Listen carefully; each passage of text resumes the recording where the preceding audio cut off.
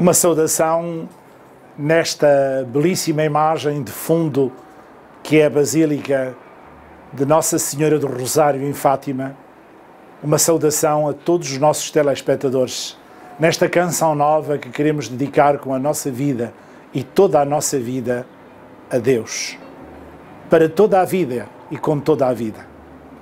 Tenho encontrado, por vezes, circunstâncias da vida onde ouço pessoas a dizer, apresentando como que um passaporte, um salvo-conduto, um cartão de identidade, sou católico.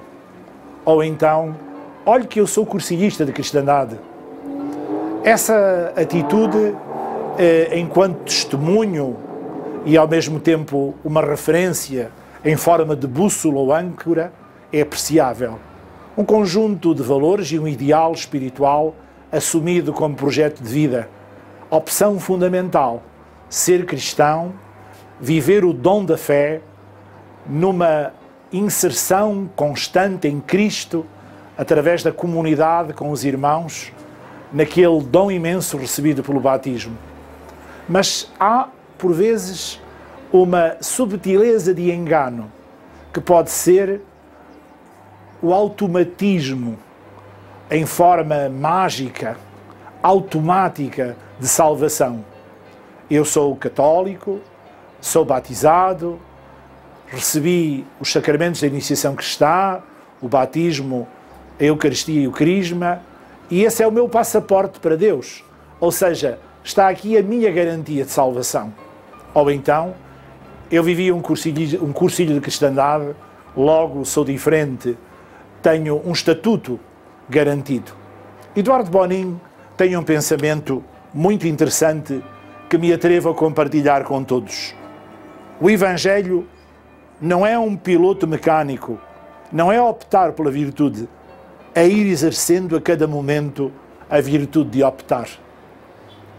É necessário termos essa opção fundamental, que no fundo é uma resposta ao amor primeiro. O Senhor amou-nos e chamou-nos, mostrou-nos a beleza da sua misericórdia e nós deixámos-nos abraçar. Seduziste-me, Senhor, e eu deixei-me seduzir numa luta desigual. Eis-me aqui. Te entrego a minha vida. Mas todos os dias, a cada momento, não é um piloto mecânico que nos conduz, indo nós nessa viagem de um modo descomprometido, em forma de cruzeiro que me permite vaguear e ao mesmo tempo distrair-me de mim mesmo. Todos os dias eu tenho que viver a virtude de procurar o Senhor, de o buscar, de procurar que, de facto, Ele seja realidade vital. Eduardo Bonin insiste muito. Uma fé feita vida, realidade vital. Não uma ideologia, não um ideário de bordo, mas passo a passo, metro quadrado a metro quadrado, na minha existência em que é rezada na oração do Pai Nosso, o dom do pão nosso para cada dia, a vontade de Deus em cada dia, o rosto que cruza comigo em cada dia, a pessoa que está ao meu lado e é meu próximo em cada momento, que eu faça de facto a opção concreta pelo Evangelho no meu cotidiano. Não basta ter um diploma, não basta ter um passaporte. É preciso viajar e passar a fronteira do comodismo individualista para o compromisso com os outros à maneira de Jesus Cristo. Bater à porta do tu, como um dia Ele bateu à minha porta e me chamou. Por isso dizia, viver para sempre com Ele, viver sempre com Ele, em cada momento na minha existência. Fique conosco para termos momentos com Jesus, para sermos mais dom para os outros.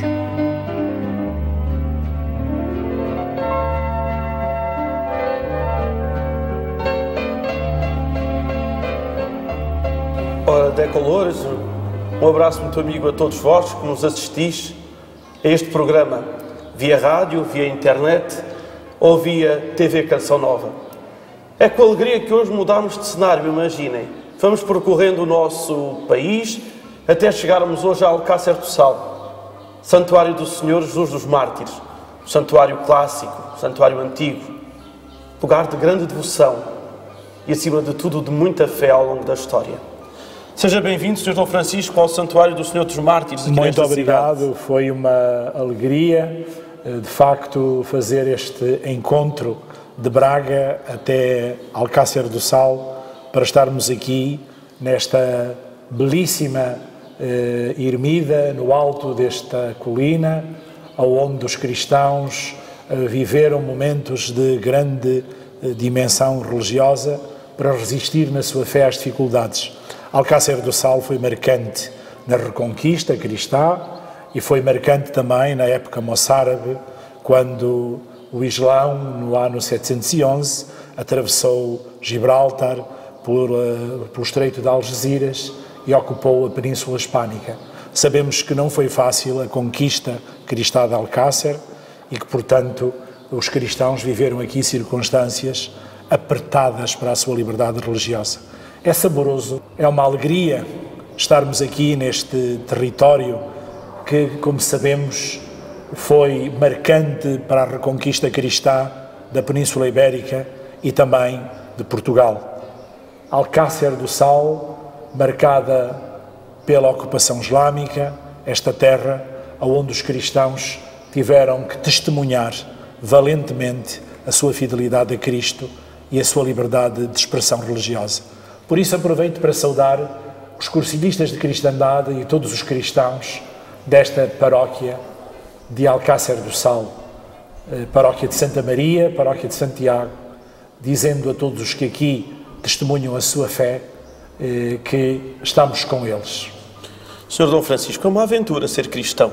Tudo aquilo que dizia dos tempos idos continua a ser atual. E a verdade é que o Eduardo Bonin, quando iluminado pelo Espírito Santo, pensou, sonhou e realizou esta obra chamada Movimento dos Cursilhos de Cristandade, foi porque ele próprio sentiu que era uma aventura. Esta aventura que tem sido espalhada e está espalhada pelo mundo inteiro. Não é? Como é que está organizado? É uma estrutura, o movimento é diocesano, é paroquial, e como é que é a sua estrutura? Importa perceber isto, porque, havendo cursilhistas em todo o mundo, o que é que nos une para além do carisma? Como é que nos relacionamos? O movimento dos cursilhos de cristandade tem uma organização muito simples. Só está aonde o bispo o deseja. A estrutura dos cursilhos de cristandade é diocesana. A primeira atitude deste movimento, quando chega a algum sítio, é dirigir-se ao bispo diocesano, saudá-lo, enfim, com um sentido profundo de fé e de comunhão eclesial, e perguntar-lhe se poderemos ser úteis à evangelização da sua igreja particular, da sua diocese. Se formos, de facto, acolhidos, desejados, abençoados, então nós damos início ao trabalho a partir dos ambientes. O cursilho de cristandade tem uma dimensão assente nos ambientes, aonde as pessoas estão, aonde as pessoas trabalham, onde as pessoas vivem, o seu metro quadrado existencial. Eu gostaria, Sr. Dom Francisco, que nos ajudasse a relembrar um momento difícil, mas muito bonito, do Eduardo Bonin, em que ele se apresentou ao bispo e obteceu ao bispo, tanto no fazer dos cursilhos, como a certa altura no não se fazer cursilhos. Absolutamente. Eduardo Bonin dá início a esta experiência como uma chamada interior que ele sentiu perante a terra queimada que era a vizinha Espanha depois da Guerra Civil 36-39, a colaborar na reconstrução de uma primavera a partir daquela cinza. É curioso que nós chamamos ao nosso programa Decolores. É tudo o que há de contrário do preto e branco, do cinzento. É a alegria das cores da primavera, da festa. E Eduardo Bonin queria fazer acontecer cores na Espanha pós-Guerra Civil 36-39. E por isso, em 44, ele dá início, no século passado, a esta experiência de fazer uma proposta aonde tornasse possível o encontro das pessoas com Cristo. Eduardo Bonin, como todos os profetas, sabe que só Cristo é a solução. Eduardo Bonin meditou nas bodas de Caná. Nossa Senhora detectou o problema, Nossa Senhora levou o problema a Jesus, não tem vinho, levou os homens, falou dos homens a Deus, e depois falou de Deus aos homens, fazei tudo o que Ele vos disser. Mas Nossa Senhora sabia que só Jesus podia resolver o problema. A mesma coisa João o Batista, que ele cresça e eu diminua. Segui-o, ele é a palavra, eu sou apenas a voz. Eduardo Bonin preocupou-se em criar ambiente, em proporcionar temas de reflexão, para que cada um, no seu íntimo, se encontrasse com Cristo. E ao encontrar-se com Cristo, se descobrisse ser amado, pessoa, por quem Cristo dá a vida. É de facto esta beleza imensa que Santo Agostinho reza no momento da sua conversão. Que eu te encontre, que eu me encontre. Psicologicamente nós seríamos tentados a dizer que eu me encontre, que eu te encontre. Se eu não me encontrar, não te encontro. Mas Eduardo Bonin foi mais longe. Que eu te encontre, que eu me encontre. Ou seja, só à tua luz, só perante ti, que és protótipo, modelo, por onde eu fui criado, à tua imagem e semelhança, eu me encontrarei. Que eu te encontre para eu me encontrar em ti e perceber o meu mistério. Depois desta experiência que ele proporcionou de 1944 a 1949, um dia ele foi chamado pelo Sr. Bispo de Palma de Maiorca, Dom Juan Hervás. Ele pensou, bom, o que eu estou a fazer é disparate, estou a competir, entre aspas, com a Ação Católica, o grande movimento da altura, estamos no pontificado do Papa Pio XII, e como tal, depois de Pio XI, que faleceu em 39, que lançou a Ação Católica, no pontificado de Pio XII vivia-se uma grande pujança da Ação Católica. Certamente estou a pisar terreno proibido, excedi-me, não sou sensato, não fui prudente. E depois de falar bastante tempo, parece que mais de 2 horas, com o Bispo Hervás, Monsenhor disse-lhe que aquilo que ele tinha em mãos era de Deus. Não é possível fazer um mundo novo sem corações novos.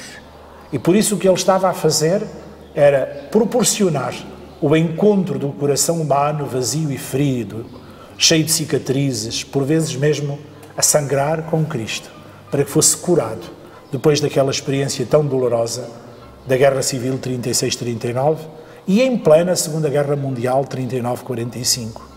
Em 49 vivia-se o rescaldo destas 2 guerras. E por isso não só o abençoava com uma mão, mas com as 2. E designou um sacerdote, o servo de Deus, que já com processo de beatificação, Sebastião Gaiá, para o acompanhar, para que ele não fosse mais um leigo só, mas tivesse o apoio de um presbítero. Há um bispo chamado Monsenhor Inciso, que substituiu Monsenhor Hervás, e que quando chegou à diocese entendeu que os cursilhos de cristandade não faziam falta, não eram oportunos, e por isso mandou suspender os cursilhos de cristandade através de uma carta pastoral. Retirou Sebastião Gaiá da direção espiritual, o teólogo que acompanhava o movimento, Dom Juan Capó, foi para Córdoba como professor e saiu da diocese, evidentemente, Monsenhor Juan Hervás, e foi substituído pelo Bispo Inciso. Eduardo Bonin obedeceu. Ou seja, os cursilhos de cristandade ficaram na sua fidelidade, na rua, juntando-se na praça pública, porque não tinha espaço na diocese, as ultreias eram feitas ao ar livre e os cursilhos aconteciam apenas nas casas privadas, naquilo que é a liberdade da cidadania. Claro que ele foi um homem de igreja sempre. Embora Eduardo Bonin tivesse um olhar profético para a Igreja e não era subserviente. Ele fez o favor de dizer muitas vezes à Igreja aquilo que lhe parecia ser o olhar de Deus e o apelo do Espírito Santo. Eduardo Bonin não teve nunca uma atitude de retração ou covardia. Disse ao seu bispo o que pensava e depois acolheu o que o seu bispo lhe deu como orientação. E por isso o movimento tem sempre o seu ponto de partida numa diocese, na pessoa do bispo. O Sr. Dom Francisco deixa-nos uma ideia que no fundo é no fundo a experiência que cada um de nós cristãos e cada um de nós cursilhistas devemos ter em relação até ao nosso bispo. Submissão, mas não subserviência. Sim, eu penso que nós não devemos usar tanto a palavra colaborar com a hierarquia, mas sentirmos corresponsabilidade com a hierarquia. Colaborar com a hierarquia é dar uma ajuda neste sentido quase de fazer um favor, porque a Igreja é tua como padre e eu como paroquiano colaboro contigo. Sou a tua mão longa, onde tu não chegas vou lá eu. Isto é muito pobre e não tem de facto a dimensão da eclesiologia do Concílio Vaticano II. Assim como eu não devo ser apenas um cristão que vou à Igreja, mas que sou Igreja, também não sou um cristão que colaboro contigo, que és meu parco, mas que verdadeiramente sou corresponsável contigo pela Igreja. Assim, o movimento com os bispos. Nós sentimos a Igreja, nós sentimos a cruz do bispo, nós estamos com o bispo levando a causa da evangelização, que é no fundo a grande causa da humanização. Eu vim para que tenham vida e vida em abundância, ele veio para que sejamos mais felizes. Há aqui uma outra particularidade. Quando há várias paróquias, por exemplo, uma cidade com várias paróquias, o movimento não é paroquial, é interparoquial. Deve haver uma outreia só. Pode, porventura, ser convidado periodicamente um dos parcos para fazer a meditação, presidir a oração. O diretor espiritual da outreia, porém, é um só, como o pai é um só. Tem uma paternidade espiritual de acompanhar os irmãos e a outreia tem uma dimensão interparoquial. Eu tenho a experiência, por exemplo, de duas cidades. A cidade de Évora, onde fui parco, que era constituída por 8 paróquias urbanas e uma suburbana, e eu era o diretor espiritual da outreia, fui durante dezenas de anos, colaborava com os meus colegas parcos, mas a outreia era num lugar neutro das paróquias e interparoquial. A mesma coisa na Diocese de Braga, na cidade de Braga, que é uma cidade enorme, com mais de 100 mil habitantes, com um número elevado de paróquias, e há apenas uma outreia, na sede do movimento. E aí há um diretor espiritual que acompanha todos os cursilhistas. Depois nós temos uma estrutura que tenta congregar todos os secretariados diocesanos. O secretariado diocesano é aquele órgão que coordena o movimento numa diocese. É verdadeiramente o fundamento do movimento. É o secretariado diocesano e a escola de dirigentes diocesana. São eles que fazem acontecer as atividades de pré-curso, que preparam o cursilho, que faz acontecer os cursilhos de cristandade e depois o quarto dia, o pós-cursilho. Verificou-se que era necessário uma estrutura internacional. Isto aconteceu pela primeira vez no México, com uma experiência muito interessante, que foi congregar, em 1961, os presidentes e os diretores espirituais dos diversos secretariados diocesanos para haver uma coordenação nacional. Porque faz bem haver encontros nacionais, outreias nacionais, escolas de formação nacionais e haver um plano de trabalho cursilhista nos ambientes, no anúncio do fundamental cristão, o querigma, e haver o encontro, a partilha de experiências, o enriquecimento e também a avaliação. E daí surgir o secretariado diocesano. Não é uma superestrutura que manda no país, a nível dos cursos de cristandade, passa esta expressão tão pobre, mandar, mas é um serviço que aparece como a comunhão de todos os secretariados diocesanos, quase que de uma maneira federativa, põe em comum as suas experiências e muitas vezes criam instrumentos de trabalho que servem para todos, como rolhos, como livros de formação, traduções para o país. Portanto, é estar num trabalho de rede, em rede e de mãos dadas num país. Também se verificou a importância de uma estrutura internacional que coordenasse, por exemplo, o movimento na Europa, na América Latina, nos Estados Unidos, Canadá e Caraíbas, e apareceram, de facto, estas estruturas em 1980, curiosamente, outra vez, a partir de um encontro internacional na América Latina, no México, de onde apareceram as chamadas oficinas cursillistas latino-americanas. Hoje, o movimento tem os grupos internacionais que passo a designar. Tem o Grupo Europeu dos Cursos de Cristandade, que congrega todos os secretariados nacionais da Europa. Temos um outro grupo que congrega todos os secretariados diocesanos da América Latina. Temos um outro grupo internacional que congrega os secretariados nacionais dos Estados Unidos da América do Norte, do Canadá e das Caraíbas. E temos um outro grupo internacional que congrega os secretariados nacionais da Ásia e do Pacífico, incluindo também a Austrália. Neste momento, o movimento está em expansão, em crescimento para a África, por exemplo, a África do Sul e Guiné Equatorial. É a Europa, o grupo de trabalho dos cursos de cristandade da Europa, que faz esta coordenação, que tem acontecido muito a partir do movimento presente em Gibraltar e em língua inglesa, portanto, na África anglófona. Temos depois uma estrutura aprovada pela Santa Sé, pelo Pontifício Conselho dos Leigos, que atualmente, como sabem, foi constituído num dicastério que junta o laicado, a família e a vida.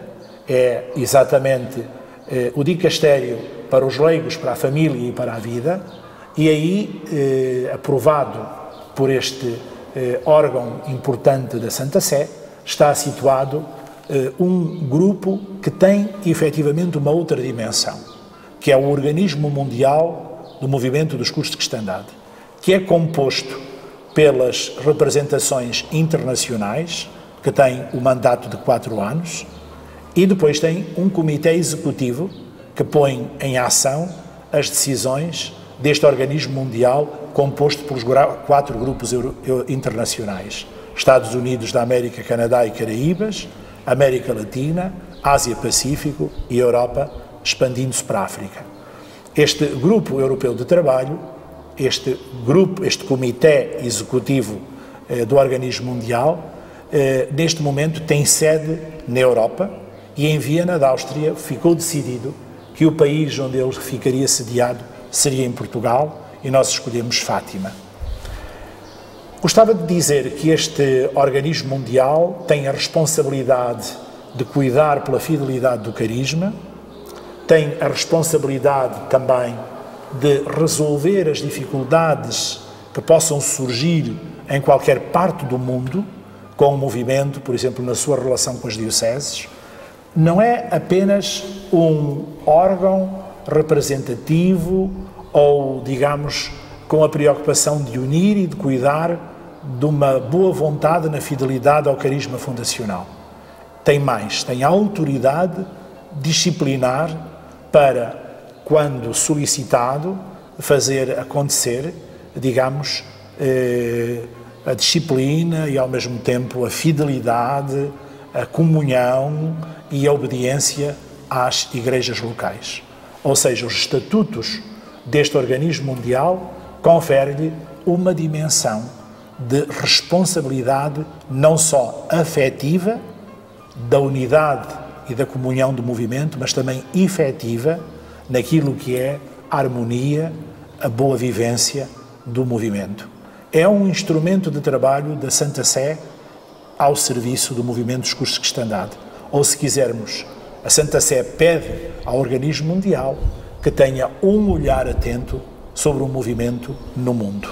Nesse sentido, O que é que significa dizer que o movimento dos Cursilhos de Cristandade é de reconhecimento, é de direito pontifício, de reconhecimento pontifício?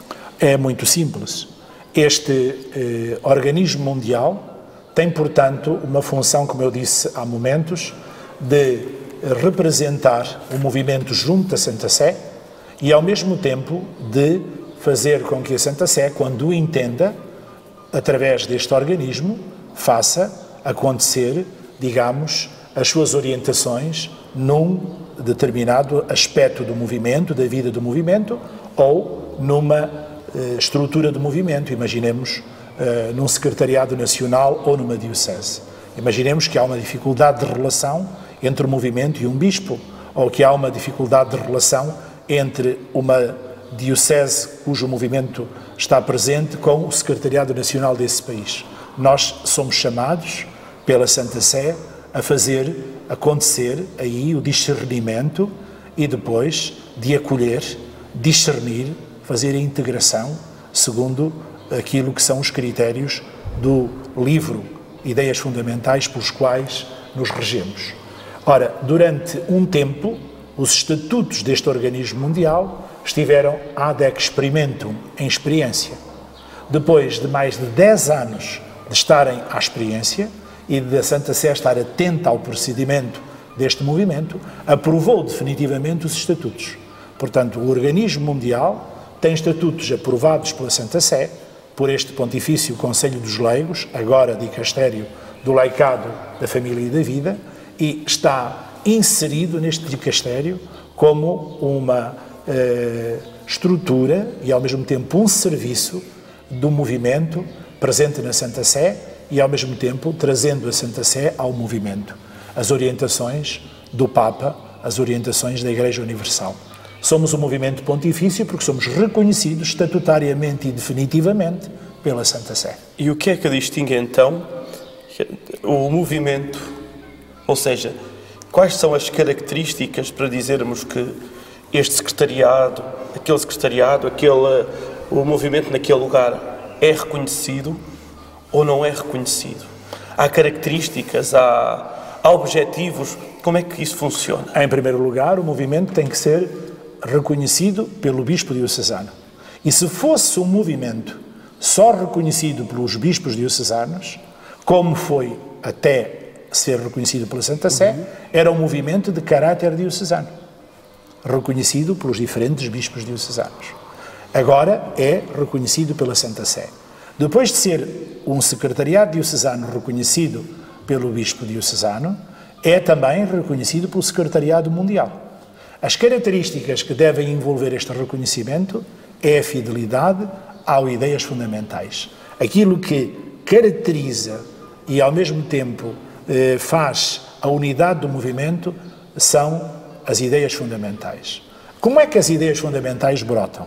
Dos encontros mundiais do movimento, aonde estão presentes todos os grupos internacionais, que dão o seu parecer e que depois de uma revisão a partir de uma comissão própria, com aprovações constantes, passo a passo, artigo a artigo, fazem o consenso de todos os grupos internacionais das ideias fundamentais que vão a todos os secretariados nacionais e que são também levados aos secretariados diocesanos. Há, portanto, uma aprovação universal das ideias fundamentais. O que nós temos não é a terceira edição das ideias fundamentais.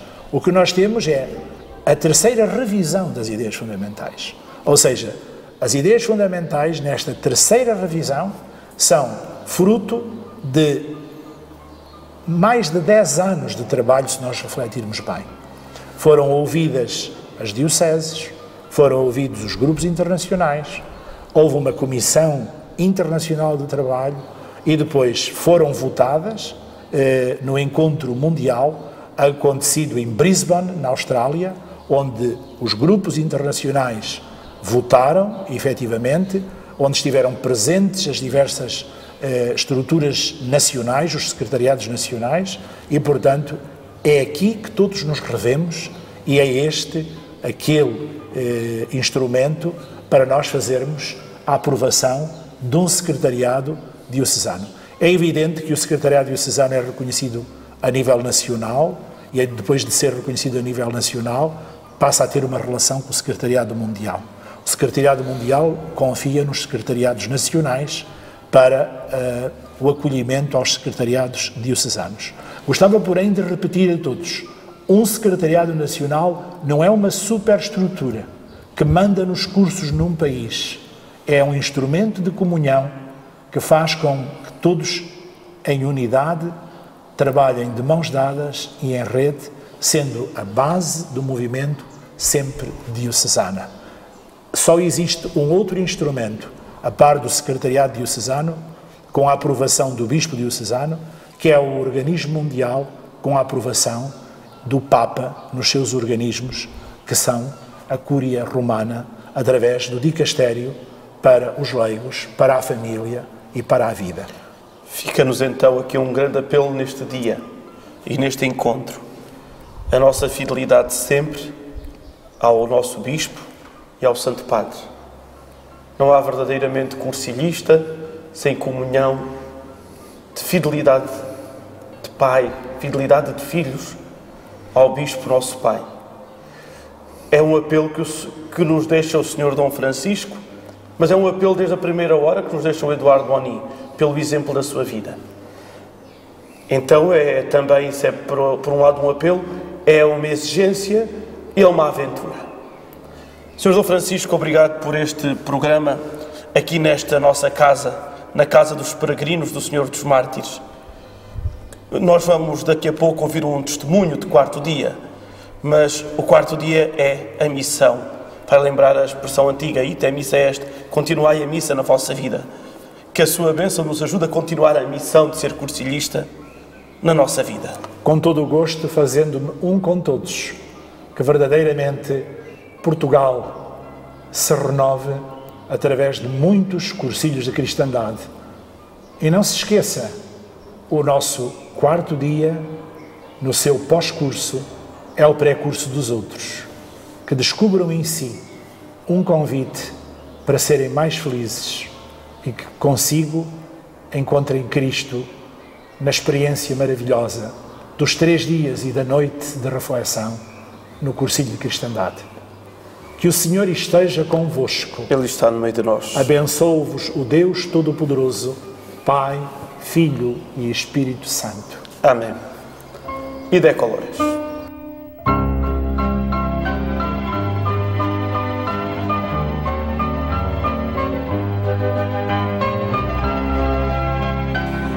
Jorge Santos, fiz o meu cursilho em 1990. Sou transmontano, juiz de profissão, neste momento estou jubilado, e eu já era, portanto, antes de fazer o cursilho, eu tinha tido formação cristã profunda, até tinha estudado nos salesianos. No entanto, tinha abandonado completamente. Durante cerca de 20 anos, não era hostil, mas estava fora completamente. Andaram atrás de mim para fazer o cursilho de cristandade. Durante os 3 ou 4 anos, eu sempre dizia que sim, mas recusava sempre. Acabava depois por não ir. Até que houve uma altura em que me decidi a ir, até por uma questão de educação, para com a pessoa que me convidava. E, de facto, foram 3 dias fantásticos. Fantásticos. Recordo o reitor que orientou o cursilho. Ele trabalhava nas minas da Panasqueira, um homem, quando falava de Jesus Cristo, os olhos dele umedeciam sempre. E eu fiquei agarrado de tal modo que nunca mais larguei o movimento. E, sobretudo, o que para mim ficou mais foi o deslumbramento da mensagem de Jesus Cristo. Foi a figura de Jesus Cristo que ocupou naqueles 3 dias de reflexão entre leigos e que hoje norteiam toda a minha vida. Ainda hoje, um lema que eu fiquei para toda a minha vida é este: o que é que Jesus Cristo faria se estivesse aqui e agora no meu lugar? É este princípio que me norteia na minha conduta diária. Hoje estou jubilado e dedico-me muito, hoje, quase a tempo inteiro ao voluntariado. isto é, aos outros. Foi como na direção da Comunidade de Vida e Paz, com os sem-abrigo, com a recuperação dos toxicodependentes, inserção social dos sem-abrigo. Depois, por uma questão de problemas de doença, tive que sair e neste momento estou, digamos, numa evangelização, digamos assim, relativamente a famílias, que estamos a apoiar cerca de 170 famílias, que estamos a apoiar agora na área de Alcabidez, que é o lugar onde resido. Portanto, sempre numa atitude de evangelização através da proximidade e contacto com o outro. Porque aprendi isto, já o sabia antes, mas sobretudo aqui é que me deu mais consciência, através do Concílio de Cristandade, é Jesus Cristo está no outro. Eu às vezes tinha muita dificuldade. Amar a Deus, o que é isto de amar a Deus? De facto, no Concílio aprendi que amar a Deus é amar o outro. Aliás, o Evangelho diz. E, sobretudo, na compreensão plena de que, de facto, o amor ao outro é a plenitude do Evangelho e é a plenitude da nossa vida humana. Portanto, se nós só realizaremos a mensagem de Jesus Cristo se, de facto, o virmos no outro e amarmos o outro pensando que nele está Jesus Cristo.